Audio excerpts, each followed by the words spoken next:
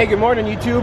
Rainy day here, getting started on this primary crusher project. You can see here, we're going to get our pressure washers mobilized here today. They are currently taking off the guards right now, as you can see with the crane. So we can get those taken off, paint both sides of them so they don't rust through. We're going to go over to the water truck and I'm going to show you how we're going to feed our pressure washers. Come on with.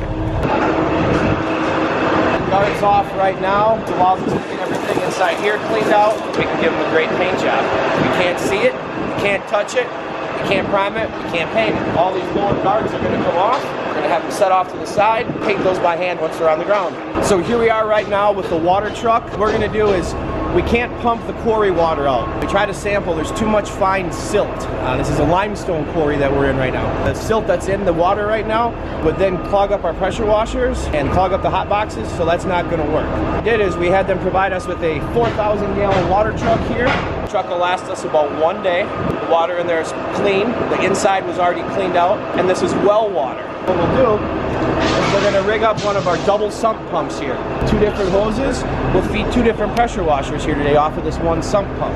Very important that the extension cord size that you use, which is a green one, is equal to or bigger than the size of the pump. Just try to use some cheap little extension cord. It's not going to flow enough amps and it's just not going to push enough power through to you. So I'm going to go to the top of the truck. I'm going to drop this down into the bottom of the truck. Get about 1 foot off the bottom. Have it suspended with this strap. So now what we're going to be doing is we're going to be hooking up our 5,000 PSI hot water boxes too as well. At a lot of the rock quarries that we're at, there's limestone and there's fine silt and sand everywhere. So we want to make sure that once we unrolled all of our pressure washer lines and hooked them all up, no little pieces of dirt got inside there, because if we did and we start to use our spinner tip, which you're going to see here really shortly, spinner tip would get clogged up with that piece of sediment that's inside there and then it wouldn't work. They are fixable, but it's just more downtime. So we want to make sure that no matter what, all of our lines are blown out. So what we'll do is we'll radio up to Chooch as soon as he gets up there. We'll start up the washer with no gun on it, flush out that line, shut the washer down, he'll hook up the gun. There he is. All right, washer coming online right now. 10-4, you can hook up the gun. Another thing that's really important too on these projects that we're at is our communication. I can't see him right now, so obviously I want to be able to talk to him. So as you can see where they took the guards off here, all the yellow guards at the beginning, this is what we're going to get out. We just try to pressure wash this. This will never all come out. When it does dry out, there's going to be a lot of sediment still left on here that the paint won't stick to very well. So we're turning on our hot box right now. You can see we're blowing smoke out the top, so that's exactly what we want to be doing. Heating up our water to 160 degrees, allowing us to get the chalk off the surface. We're going to head up top and take a look right now.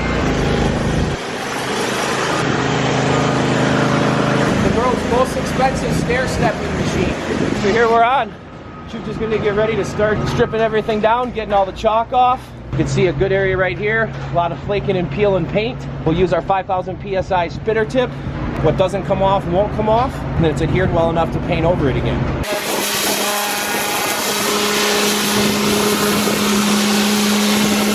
That's where it's been cleaned and that's where it hasn't. So that's the chalk that's already started on that surface.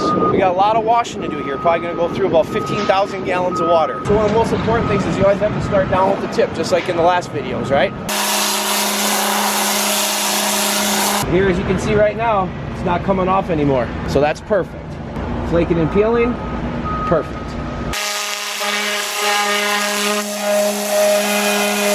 Looks great. Little spot there I left. That's what we're taking off right now. We're taking that chalk off. We run our hands across it, there's no chalk on it. See chalk? No chalk. It's got to be like this. So here's the benefit here of that 5,000 PSI coming into play. It's all tightly adhered. That's what we want right there. That'll get primed and painted. This lip right here on the top, this piece itself gets pretty beat up just because it's a rock crusher, so there's always rocks falling on it. So that's why it looks so bad around a lot of these areas.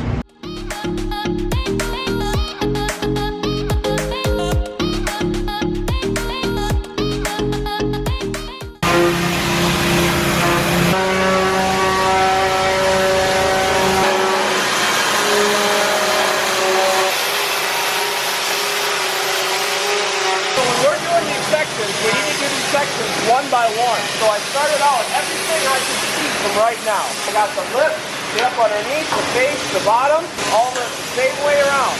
How would I know I got the head down for the walk plank across here so we can access the ceiling better? Going through first, I got everything I can reach and see now. And then on the other side, it's using the exact same piece. It's really important to go area by area by area.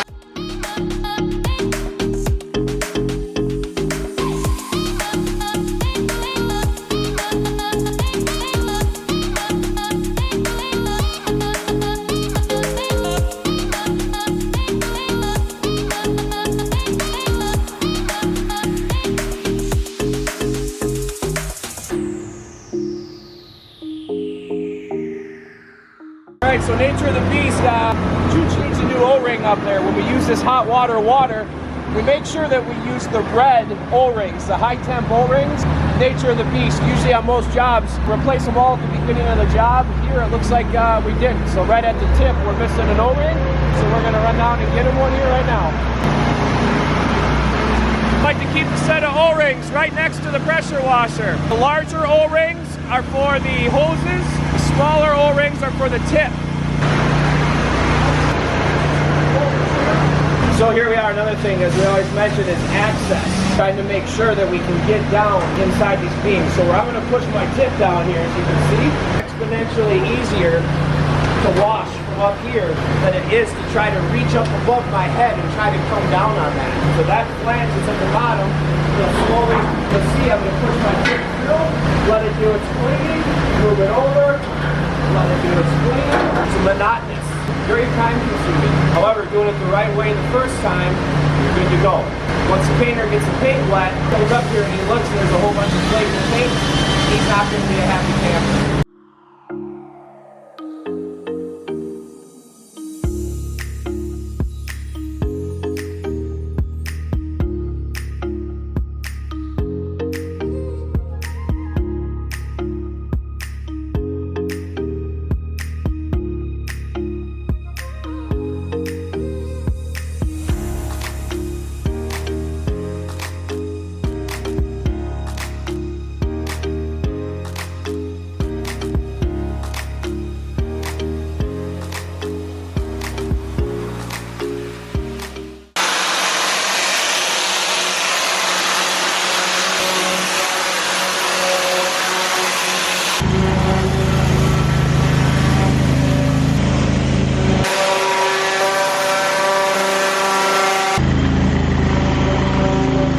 Looking pretty good here today. We're making a lot of progress. Like probably by the end of the day tomorrow, or maybe a little bit more on Thursday, we should have the pressure washing finished up here. As you can hear in the video, if you don't hear it tearing, you're not washing, not rinsing. We're actually using the tip and the pressure from that 0 degree, 5,000 PSI to really get all the chalk and any of the loose and flaking paint off of there. So he's not just giving it a rinse down.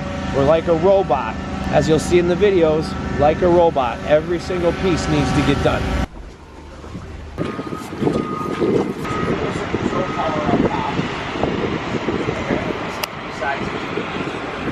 Outside control tower.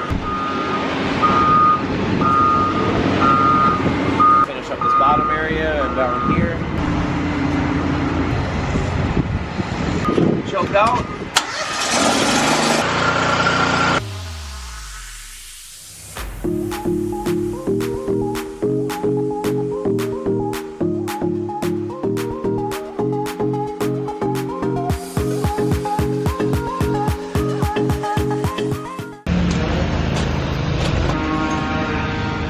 So here we are, we just got finished with first day of prep. We got, I'd say, about almost half of it done. Started washing at 10 a.m. So the day went really well today. A couple little issues with a couple of the spinner tips getting clogged up, so we swapped those out and just kept on going. Hope you guys liked the video. If you have any questions or anything, please feel free to comment down below. Pressure washers, for example, need multiples of everything, and that's multiples with an M. And why we need that is because, for example, 2 of the pressure washers, one of them wouldn't start today and the other one had a dead battery. It's just one of those things where you got to have a lot of equipment if you're going to get into something like this, because the shutdown time and the time that we wouldn't have extra washers, we would have had an issue here today, and we wouldn't been able to keep on schedule. So make sure you hit that like button, subscribe to our channel. If you know anybody who's in this industry too or interested in it, send them a link. Let them know, hey, this guy's just out here just trying to help us all out. This is the second video out of probably 5 or 6 that we're going to upload here for this project alone. From the prep, the prime, top coat, masking, accent colors as far as the railings go, guards, safety colors. We're going to cover it all in this video, so stay tuned.